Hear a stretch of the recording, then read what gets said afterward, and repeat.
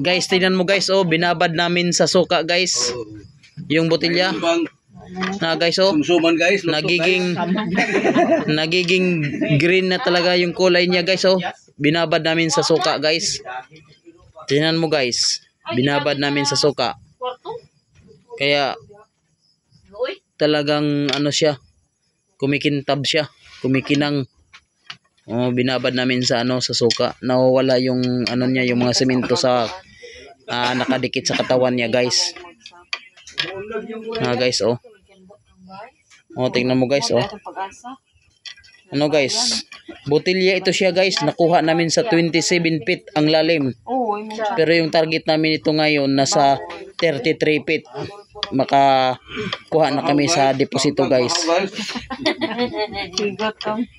Kasi mayroon na kami kasing mga coding na sinusunod namin. Nakuha na namin yung mga marker. Thank you guys. Thank you guys and God bless sa lahat.